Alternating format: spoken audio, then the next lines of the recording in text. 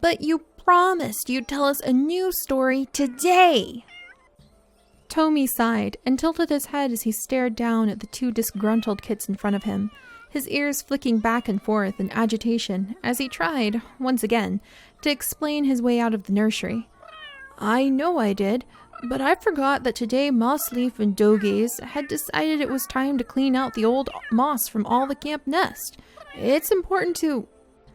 But you promised!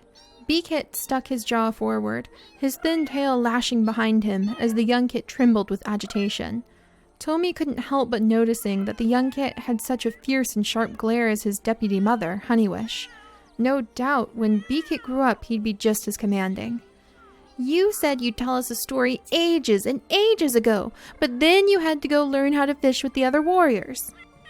And then Robin Pa needed your help with gathering herbs, Bumblecit murmured, his low, slow voice a marked contrast to the louder, more insistent voice his brother had. Where B-Kit looked annoyed, Bumblecit simply had a softly disappointed, tragic air that made it even more difficult for Tommy to hold his ground. And then you got to go on a whole patrol 'cause of that weird dog scent, B-Kit continued, his eyes narrowing to slits. Then the crow came into camp and jumped on the prey pile, Bumblecit sighed. And then... B-Kit stopped suddenly to gasp, having finally run out of breath at this point. The young kit took a deep breath and steeled himself, glaring up at Tommy with all the fierce stubbornness he could muster. And it's been a long, Bumblecit murmured alongside his brother, time since you told us a story and you promised. B-Kit let out a satisfied huff at that statement and stuck his chin forward again, his tiny eyes challenging Tommy. Tommy sighed, feeling as he usually did when watching the kits, somewhere between the laughing joy of watching their antics and the discomforting confusion of feeling like he had been dragged backwards through a stickabur bush. I know I did, and I'm sorry, kits. Tommy blinked and hurried on, sensing B-Kit's eagerness to argue.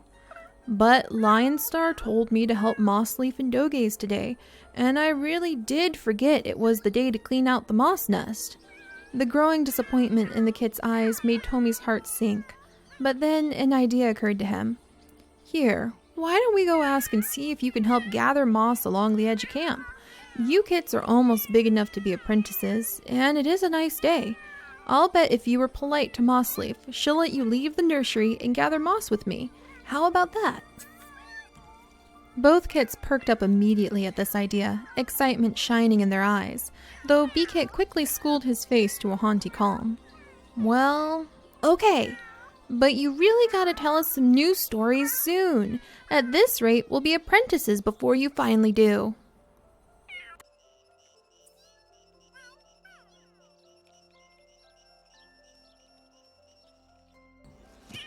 Hello everyone! So you guys may be wondering, what the heck was this? And this was just a little teaser to say that tomorrow is going to be the day when we start launching into the end of season 1 of the Warrior Cats. Okay, I'm so nervous about that. And I was so nervous that I actually got the dates wrong when I was telling you guys in the weekly update what we were going to be doing. I said it was going to be on the 23rd at 4 p.m. Eastern Standard Time. And I actually meant the 24th, Friday the 24th, not Friday the 23rd. So I got the date wrong and I felt really bad about that. So I thought, hey, why not transform the mistake that I made in being able to tell the time into just a fun little skit in between the kits, because you guys are just as eager as they are for some new stories. And I wanted to take just a moment to reassure you guys, look at this, I'm working on stuff behind the scenes. A little tricky to balance their horse. Okay, there's just a horse in the distance, if you guys can see that there. That's fine. I love this game. I love the Warrior Cats because you never know what's going to happen.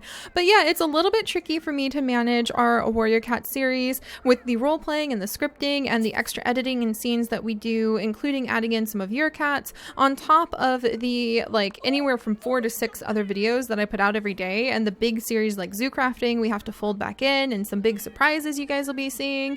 And I could go on, but I wanted to let you guys know that I am so happy to be here. Just putting the cats together just for that little scene made my heart just overflow with happiness, and I cannot wait to jump back in. So tomorrow, should everything go right, my computer not crash, the internet work, basically no family drama happens, if everything can just align for the next 3 days. We will have short roleplay only scenes, so expect really short videos to kind of wrap up a few plot things and to bring in a few other big new plots that are going to be happening and introduce the third clan. So the next few days are going to be just roleplay. Also, can you guys see the horse? There's 2 horses now in the left. I kind of don't want to move now because we're getting a hilarious view of everything that happens in Moss Clan camp. Oh, there's another horse. This is amazing. This is what the game is all about. But yes, we're going to be having 2 or 3 short roleplay only little skits to kind of explain what the plots are doing. But I wanted to take this moment to remind you guys, when we move into season 2, a lot of the things that bogged me down and got complicated in season 1 are going to be dropped entirely. We will still be giving our cats special objectives using random generators. I'll talk about that more in the future with the Behind-the-Paws. But I am not looking to turn this into a roleplay only, machinima only series. I have gotten a little taste of what it takes to do that, the work that you really have to invest to make that happen. And if you guys see, I think, yeah, you can see Mossleaf in the distance and there's some ladybugs popping up. Hopefully the lights will come on in a moment here. Oh, there we go. Huh, perfect timing. That really wasn't me. That was just the timing. Sweet. But there are things that I know now that it would take to make a machinima only series. Machinima, for those of you guys who don't know, mean it's just the little talking scenes, just the role play scenes where the cats interact with each other and I voice over it. That requires scripting. Hey Crowfeather. That requires being able to spend a lot of time writing dialogue. It takes me an average of 7 hours to make a single episode of Warrior Cats, and that's not sustainable. That's why we haven't had it. I loved the experience of doing it like that. I learned a lot. I learned that it's not my style of gameplay long term, and I learned that some of you guys really love it, but the majority of the people who seem to be really making this, ooh, Crowfeather's and a snake over there. Lucky for you, I'm not rolling generators right now, buddy. But for the majority of people out there who turn our Warrior Cat Sims 3 series into their heart series, one of the special places out there in the world, out there in YouTube, where we can sit down and share these adventures together, you guys are most comfortable with what I'm comfortable with, and that is a majority gameplay style series with roleplay scenes tucked into the beginning, the middle, and the end, depending on what's going on with the clan. Just some fun little lighthearted scenes or some serious scenes to explain why the cats love the other cats they do, or they made the decisions that they made, or how they would react to the random generator saying, today Honey Wish gets a cold, and how would she react to that? We'd have to find out. Would her kits still bother her? Would she snap at them and hurt her relationship with them? Those are all things that the random generators will help us decide, but majority is going to be gameplay, stepping back and just watching the cats interact. That's how we had it at the very beginning of the series and in the middle of the series, and I think that's what makes the healthiest story for us. And I don't want to disappoint a bunch of people. There goes Honey Wish, covered in fleas, by the way. I don't want to disappoint a lot of people, so I just want to come up and tell you guys that flat out, straight up, the way the new series is going to go is going to be different than the end of season 1, because I can't sustain that. We are going to be watching cats. We are going to be standing up above the Sims like usual. We're going to be commanding them to do things. We're going to be trying to fulfill their wants. We are going to remember that this is The Sims 3 that we're using to tell these stories. And we're going to sit back and we're going to see, hey, look, Crowfeather is like talking to Bartram and they're playing together. So maybe he's taking Bartram under his wing as an apprentice.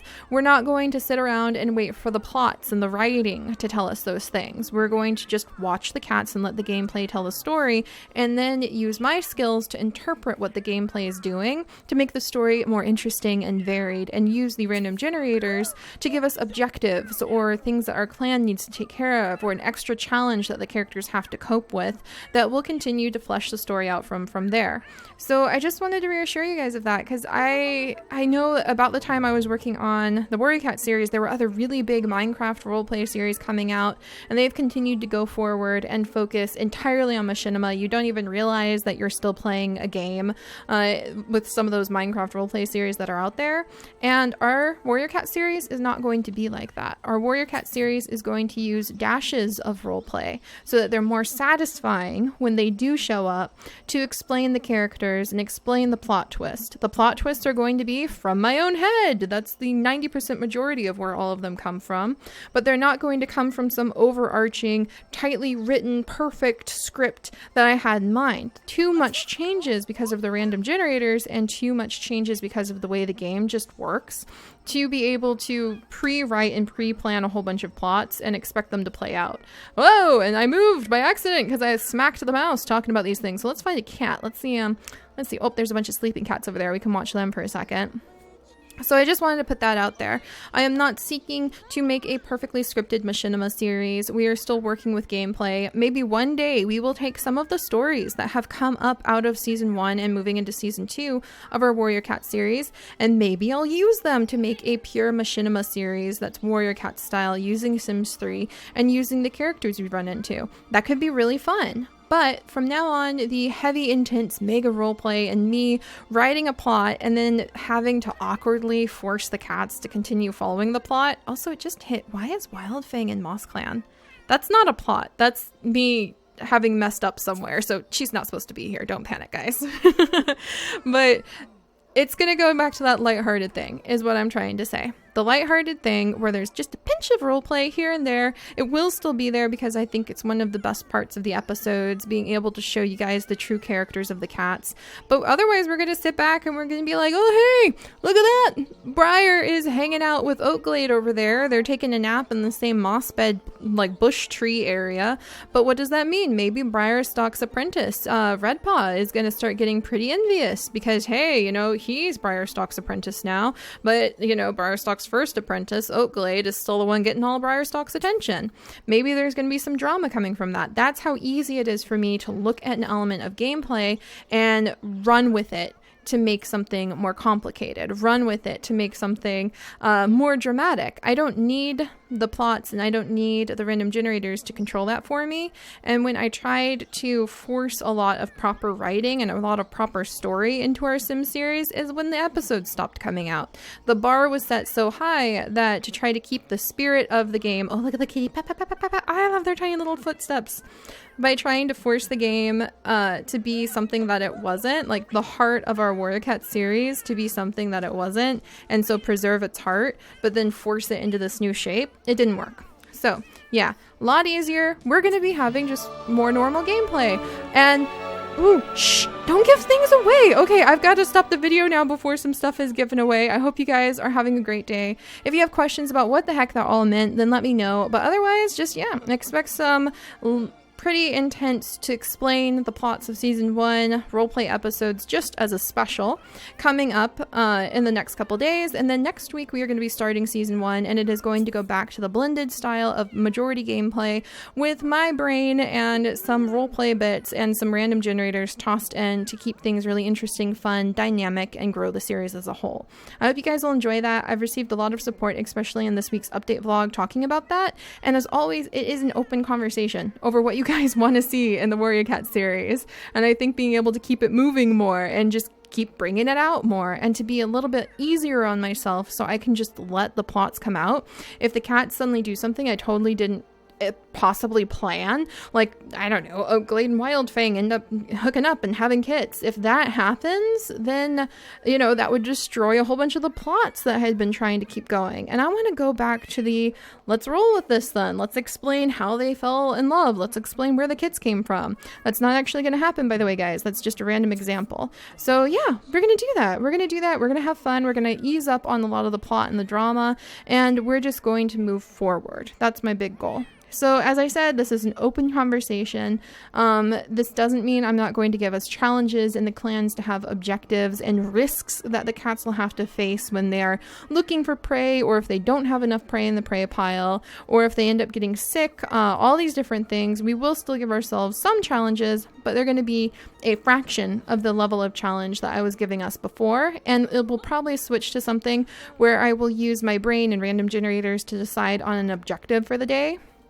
like any birds that they catch fly away, so that makes it harder to get food. Or if a cat goes into orange portrait color because they don't have enough food, then maybe it doesn't mean they automatically get sick. Maybe from now on we would use that orange portrait color to represent a risk roll, and maybe it means that there's like a dog that invades camp because the portrait color changes to orange, so I roll the random generator to see what kind of like level 1 risk the clan faces. And it could be a big old crow steals a whole bunch of the prey from the prey pile. We're going to make it more dynamic, and we're going to make it simpler, and we're just gonna roll with it. And probably none of that made sense. Kudos if you're still here going, sure, Seri, Seri, because that was me attempting to explain the convoluted chaos that is in my own head for how I write these things and how I make these things. And I hope you guys can see why it's a ton of work.